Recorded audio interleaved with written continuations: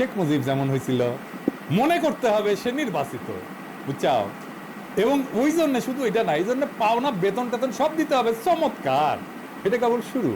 এবার আলী ইমাম মজুমদার নুরুল ইসলামকে দুদকের চেয়ারম্যান বানাবে, ইউনুসারের দুর্গুণ বুঝায় যে নুরুল ইসলাম এত সাচ্চা যে প্রধানমন্ত্রীর সচিব বলে থেকেও সে সরকারের বিরুদ্ধে অবস্থান নিতে পারে, সেই কারণে সে সেখান থেকে বিতাড়িত হয়েছিল। কিন্তু সত্যি হইল এই নুরুল ইসলাম সরকারের গোপনীয় আর রাষ্ট্রীয় স্পর্শকাতর ফাইল কপি কইরা জায়গা মতো পৌঁছাইতো।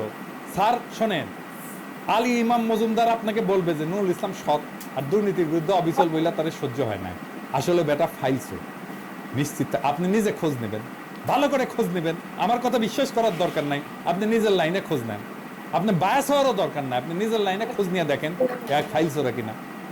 নিশ্চিত থাকেন এই হারামজাদা আপনার বিরুদ্ধে একই কাজ করবে, আর পরিস্থিতি মতো এগুলো আপনার বিরুদ্ধে ব্যবহার করবে। এই আলী ইমাম মজুমদার একবার জানাইছিল স্বাধীনতার ঘোষণাপত্রে মূল কপি নাকি পাওয়া যাচ্ছে না। ওরে জিগান, তুই তো সব সরকারে মধু খাইছিলি, আর তোর দোস্ত নুরুল ইসলাম তো ফাইল কপির ওস্তাদ, চুরির ওস্তাদ, ওর কাছেই ছিল।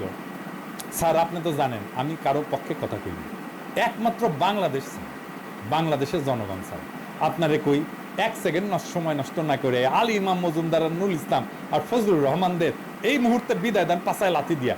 বেশি দেরি করলে কিন্তু সর্বনাশ হয়ে যাবে। আপনি তো নিজের জীবন দিয়া দেখছেন আমলারা কিভাবে আপনাকে টাকা পাচার, গরিবের হক মারা আর সুদখোর হিসাবে প্রতিষ্ঠিত করতে হাসিনারে সহায়তা করছে। আপনার বিরুদ্ধে মামলার ফাইলকে রেডি করছে, এ আমলারা তো রেডি করছে না। আপনার ভুল করার বা ব্যর্থ হওয়ার কিন্তু কোনো সুযোগ নাই স্যার। আপনার ভুলে আমরা সবাই শেষ হয়ে যাব। দেশে অনেক ভালো মানুষ আছে, দেশে অনেক দক্ষ প্রশাসক আছে, দেশে অনেক দক্ষ আমলা আছে। এই গিরগিটিগুলা আপনার কাছে না থাকলে কিচ্ছু হবে না, আপনি নিশ্চিত থাকেন। এই আলী ইমাম মজুমদার নুরুল ইসলামের আধ্যাত্মিক গুরু সাবেক সিএসপি মোহাম্মদ ফজলুর রহমানকে শিষ্য ইমাম ইতিমধ্যে জনতা ব্যাংকের চেয়ারম্যান বানিয়েছে। তো ইউনূস স্যার আপনি কার পরামর্শে আলী ইমাম মজুমদারকে আপনার ঘনিষ্ঠ সহচর বানিয়েছেন জানি না, তবে আমার এই ক্ষুদ্র বুদ্ধিতে যা বুঝি, এই আলী ইমাম মজুমদার নুরুল ইসলাম যদি মঞ্চে থাকে আর পিছনে যদি চাণক্য ফজলুর রহমান ডাইরেকশন মারে, তাইলে খোলে সারা অচিরেই কাশিম বাজার কুটি ষড়যন্ত্রের রিমেক এই বাংলাদেশে দেখতে পাবেন। তখন আপনি কইবেন সিরাজদৌল্লার মতো কে দেবে আশা, কে দেবে ভরসা, বলে পথে পথে ভরসা খুঁজে ফিরবেন। কিন্তু দেখবেন আপনার সাচ্চা ভরসা দেওয়ার আসল রহিমউদ্দিন ভরসারা পৃথিবী থেকে চলে গেছে, নাই হয়ে গেছে। তো আলী ইমাম মজুমদারের টুনটুনি দেখা শেষ হয় নাই, ওর টুনটুনি আরো কিছু দেখেন। আলী ইমাম সাহেব আপনি খুব ভদ্রলোক সাজেন, তাই না? সুশীল সাজেন, পত্রিকার লেখালেখি করেন, পত্রপত্রিকা আপনার ভাষা আর আওয়ামী লীগের ভাষার মধ্যে তো কোনো পার্থক্য নাই। আপনি লেখেন 2024 নির্বাচন সাংবিধানিক বাধ্যবাধকতা, লেখেন নির্বাচন এলেই ওরা বর্জন করে। বাণী দেন নির্বাচনের মাঠ ছেড়ে দেওয়া ঠিক হয় নাই। ইউনূস স্যার, আমে মুক্ত বাংলাদেশে আলী ইমামের মতো আওয়ামী পাঁচাটার জায়গা আপনার পাশে, এই কষ্ট আপনি আমাদের দিতে পারলেন স্যার। আর আপনি কেন হঠাৎ হাসিনার বানানো সচিবদের সাথে মিটিং করলেন বুঝলাম না। পরামর্শটা যে আলী ইমামের সেটা বুঝতে পণ্ডিত হওয়ার দরকার নাই।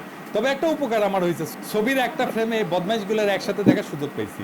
লক্ষ্য করলাম সবাই খুব রিল্যাক্স, চেহারায় কোনো টেনশন নেই, আপনার দিকে তাকায়ও নাই।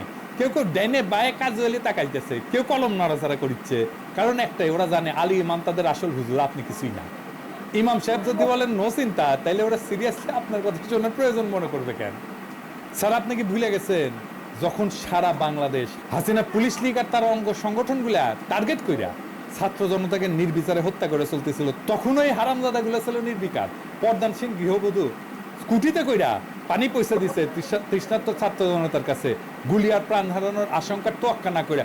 তখন এই জানোয়ারগুলো এয়ার কন্ডিশন ড্রয়িং রুমে বসে এক জাউরা আর এক জাউরার কাছে মোবাইলে খোঁজ নিছে নেত্রী কতদূর সামলাইলো, প্রণয় ভার্মার সাথে কি কথা হইলো।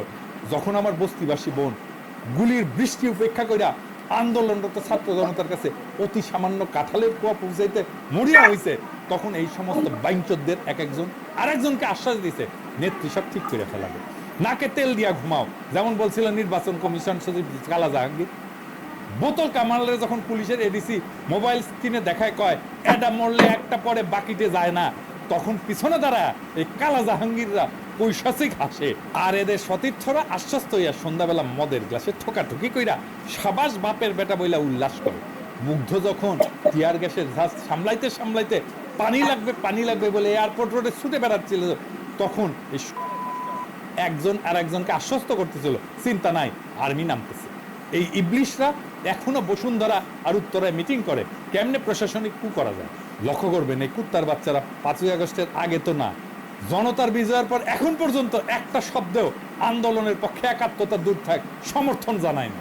অথচ এরা পান থেকে চুন খুঁজলে অ্যাসোসিয়েশন থেকে বিবৃতি মারিছে, বরিশালের ইউএনওর পক্ষে মাঠে নামিছে, আর তাদের পীর কেবলা মহিউদ্দিন খান আলমগীরের ডাকে জনতার মঞ্চের কথা নাইবা বললাম। এনু স্যার, আপনি এদের অপরিহার্য ভাবতেছেন কেন? এরা সবাই পাঞ্জেরি গাইড মুখস্থ করে বিসিএস পাস করেছে, আমার কাছে পরীক্ষা দিতে কন। 5 নম্বর তো দূরে থাক, একজন পরীক্ষা তো বসবে না, গ্যারান্টি দিলাম। বিশ্বাস না হলে এদের ফাইল নোট দেখেন। সহকারী সচিব যার নোট দিছে, এরা কোনোদিন সই ছাড়া আর কোনো মতামত দিছে কিনা, মতামত দিতে পারছে কিনা, বড় জোর ফাইল ফেরত দিয়ে বলছে আলোচনা করুন, অথবা আলমারিতে লুকায় রাখছে। যেমন রাখছে পূর্বাচলে হাসিনা, রেহানা, জয়, পুতুল, ববির 60 কাঠার প্লটের ফাইল, ওই রকম। এরা কি দেশের স্বার্থ দেখছে কোনোদিন? এরা কি পদ্মা সেতু রেল সংযোগ ঠেকাইছে? এরা ট্রানজিট ঠেকাইছে? এরা বন্ধ করছে কর্ণফুলী টানেল, রূপপুর পারমাণবিক বিদ্যুৎ কেন্দ্র? এরা সবাই তো বহাল, কেউ পূর্ত, কেউ জ্বালানি, কেউ যোগাযোগ, কেউ বিজ্ঞান প্রযুক্তি। এই হাসিনার জাউরা প্রেতাত্মাদের নিয়ে আমাদের চলতে হবে কেন? এদের আমরা যতই তালে বড় ভাবি না কেন, এগুলোর ভিতরে পক্কা কিছু নাই। তাই এরা যখন ইন্ডিয়ার সাথে দ্বিপাক্ষিক আলোচনা করে তখন বোঝা যায় এরা মাল কেমন। আপনি কোন একটা ভিডিও করে দেখবেন এরা কি আলোচনা করে। এরা কোনোদিন পারছে আলোচনায় ওদের থেকে আগায় থাকতে? পারছে আমাদের স্বার্থ রক্ষা করতে? পারেনি। আর পারেনি বইলাই ইন্ডিয়া আমাদের মংলা নেয় রেল করিডোর, শুল্ক না দিয়ে জাহাজ গাড়ি পার করে, আর গান্ডুদের মাথায় হাত বলে পদ্মায় 45,000 কোটি টাকার রেল প্রজেক্ট ঢুকায়। এই চোরদের ইতিহাস দেখেন, এই ফৈনির পোলাদের দেশে বিদেশে আজ জমি ফ্ল্যাট টাকা গুইনা শেষ করা যায় না। এদের দেশে বিদেশে সম্পদের হিসাব দিতে বলেন, ঠিকঠাক আমি গ্যারান্টি দিয়ে করতেছি এদের সবাই দাড়ি গোপ কামায়া ডায়পার পয়লা ভাগবে, কারণ এরা তো আমাদের মতো রাস্তার লোক না, রিমান্ডের সহ্য করার ক্ষমতা এদের নাই। এরা সুতিয়া বইলাই আলী ইমাম মজুমদার, নুরুল ইসলামদের গুরু মানে। সোহরাওয়ার্দীর বডিগার্ড শেখ মুজিবর মুক্তিযুদ্ধ দেখে নাই, তাই মুক্তিযুদ্ধ অনুভব করার মতো মেধা তার ছিল না। আপনি চূড়ান্ত বিজয়ের সময় দেশে ছিলেন না, কিন্তু আমি জানি আপনি কি করছেন।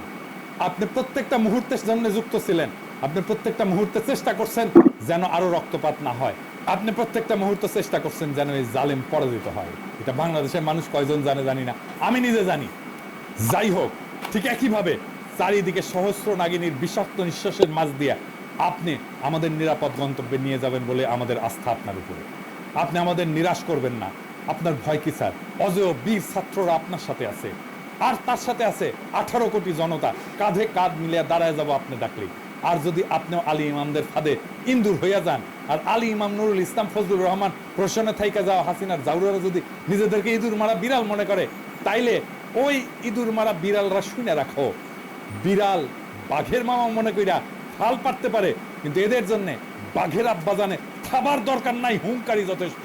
ছোট একটা মারলেই বেজম্মার গোষ্ঠীর অ্যাডাল্ট ডায়াপার ফাইটা সব গুপ বাড়ায়া যাবে, টেরও পাবে না। আলী ইমাম, তোমার জান আমি কালা কালা কইরা দিব, প্রমিজ। নিজে থেকে ভাইগা গেলে ছেড়ে দিব, কিন্তু গার পেলি করলে ইনকা গালি খাবা যে এর চাইতে গুলিস্তানের কামান নিলে কম কষ্ট হইতো মনে হবে। জানো তো, বাঘে চুলে 18 ঘা, ঠোলায় চুলে 36 ঘা, আর পিনাকি চুলে জয় বাংলা।